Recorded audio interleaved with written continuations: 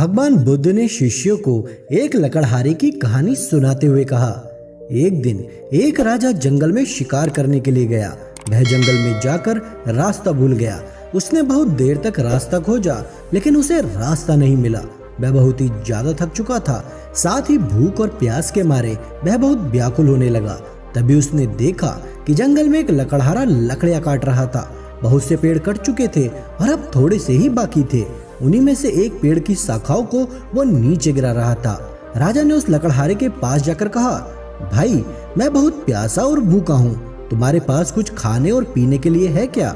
लकड़हारे ने कहा, हाँ है, बैठो, दूर वहाँ एक बावड़ी है, मैं वहाँ से पानी भरकर लाता हूँ, इतने तुम यह रोटी खाओ। और एक पोटली से मोटी सी रोटी निकालकर उसने राजा के सामने रख दी। उसमें थोड़ी सी सब्जी भी थी।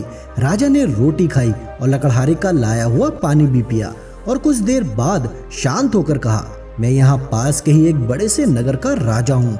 मैं शिकार करने जंगल में आया था, लेकिन अब रास्ता भूल चुका हूँ। तब उस लकड़हारे ने राजा को सही रास्ता बताया। वापिस जाते वक्त राजा ने लकड़हारे से कहा, मुसीबत के समय तुमने मेरी सहायता की है।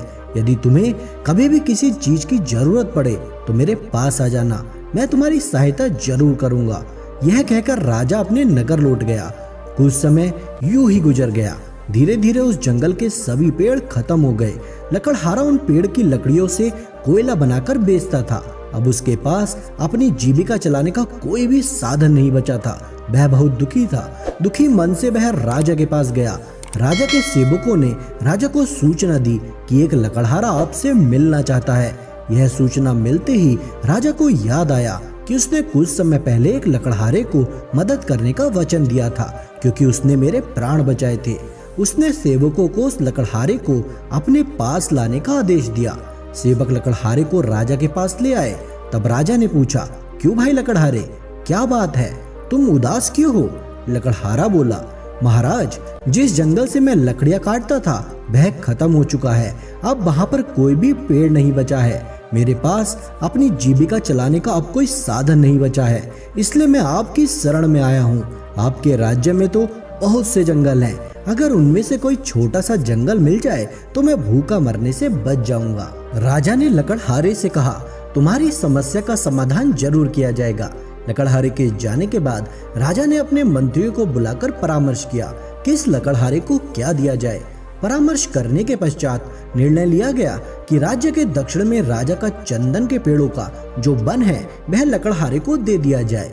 इसके बाद राजा ने अधिकारियों को बुलाकर वह चंदन के पेड़ों का जंगल लकड़हारे के नाम कर दिया गया और लकड़हारे को यह सूचना दे दी गई कि आज से यह जंगल तुम्हारा हुआ। कई वर्ष गुजर गए। राजा एक दिन अपने महल में बैठा था। उसने अचानक लकड़हारे का ध्यान आया। प्रसन्नता के साथ राजा ने सोचा कि अब तक तो लकड़हारा एक बहुत ही अमीर इंसान बन चुका होगा। उसने कई बड़े बड़े भवन और महल बनवा लिए होंगे, इसलिए मुझे चलकर उसे देखना चाहिए। तब राजा अपने मंत्रियों को लेकर उस जंगल में गया जो लकड़हारे को दिया गया था। जब वे सभी वहां पहुंचे तो उन्होंने देखा कि वहां कोई जंगल ही नहीं था। दूर दूर तक चंदन का एक पेड़ न था। राजा ने घबराकर अपने मंत्रियों से पूछा, अरे वह जंगल कहाँ है जो लकड़हारे को दिया गया था? वह जंगल किसी और जगह होगा, शायद तुम मुझे गलत स्थान पर ले आए हो। मंत्रियों ने पदाधिकारियों की ओर देखा। अधिकारियों ने कागजों की ओर। वह छानबीन करके बोले, महाराज वह जंगल तो इसी जगह था। राजा ने कहा, फिर वह गया कहाँ? खोज करने पर कुछ ही दूर चंदन के कुछ पेड़ दिखाई दिए और उनके बीच बैठा हुआ लकड़हारा भी दिखाई दिया। वह बहुत ही निराश और हताश था। राजा ने उसके पास जाकर पूछा, अरे तू चिंता में क्यों है? लकड़हारे ने प्रणाम करके कहा, अन्नदाता, आपकी कृपा से इतने वर्ष तो कट गए, अब ये कुछ पेड़ ही शेष रह गए हैं। कुछ दिनों में ये भी समाप्त हो जाएंगे। मैं यही सोच रहा हूँ कि इसके बाद मैं क्या करूँगा। राजा ने आश्चर्य से कहा, पेड़ तो थोड़े ही रह गए हैं, पर तुमने बाकी पेड़ों का क्या किया? लकड़हारा बोला, मैं रोज लकड़ियां काटता हूँ, उससे कोयला बनाता हूँ और उसे बाजार में बेच देता हूँ। यह सुनते ही राजा ने अपना सिर पीट लिया और दुखी होते हुए कहा, अरे भाग्यहीन, तुमने यह क्या किया? यह तो चंदन की लकड़ी थी, तुमने इसको जलाकर कोयला क्यों बना दिया? लकड़हारा बोला, चंदन की लकड़ी क्या होती है?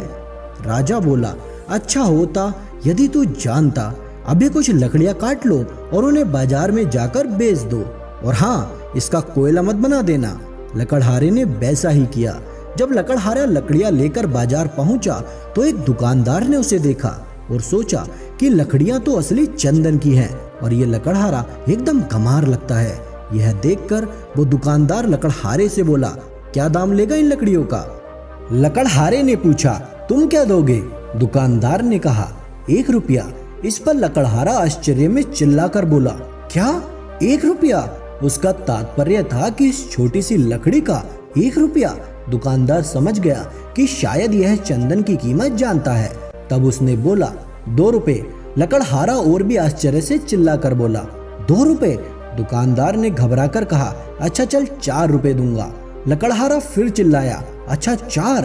कुछ ही दूर पर एक दूसरा दुकानदार खड़ा था। उसने देखा कि एक दुकानदार मूल्यवान वस्तु को कौड़ियों के भाव खरीद रहा है। उसने लकड़हारे को पुकार कर कहा, अरे तू इधर आ, मैं तुझे 10 रुपए दूंगा। लकड़हारे ने जब 10 रुपए का नाम सुना तो वह सिर पकड़कर बैठ गया और वह चिल्ला उठा। अपना सर अपने घुटनों पर रखकर रोने लगा। अब उसे मालूम हुआ कि जिस लकड़ी को वो कोयला बनाकर बेचता रहा वह कितनी मूल्यवान थी। उसने कितनी बड़ी दौलत का अपने ही हाथों से नाश कर दिया था। कहानी को खत्म करते हुए गौतम बुद्ध ने अपने शिष्यों से कहा, उस लकड़हारे की मूर्खता पर आप लोगों को भी दया आ रही होगी, लेकिन सुनो मेरे शिष्यों, हम स्वयं भी तो उसी लकड़हारे की तरह हैं। राजाओं के राजा उस परमपिता परमेश्वर ने ना जाने किस बात से प्रसन्न होकर हमें यह सांसें और हमें यह चंदन सा जीवन दिया है, लेकिन हमने अपनी गलत वासनाओं, घृणा, पाप की अग्नि से इसे जलाकर भस्म कर दिया है। कितनी मूल्यवान है यह सांसें, लेकिन हमने इन्हें समझा ही नहीं। सांसों का यह चंदन वृक्षों से परिपूर्ण वन जिसे हमने अपने काम, क्रोध, लोभ, मोह और अहंकार की अग्नि में जलाकर कोयला बना दिया है। परंतु जो होना था वह हो चुका है, अब उसे तो बदला नहीं जा सकता। लेकिन चंदन के जो थोड़े से वृक्ष, यानी कि अब जो हमारा आगे का समय बचा है, आओ मित्रों उसका सही उपयोग करें और अपने जीवन को शांति, सुख और समृद्धि से भर ले।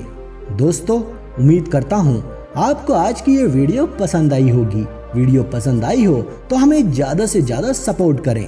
अपना कीमती समय हमें देने के लिए आपका धन्यवाद।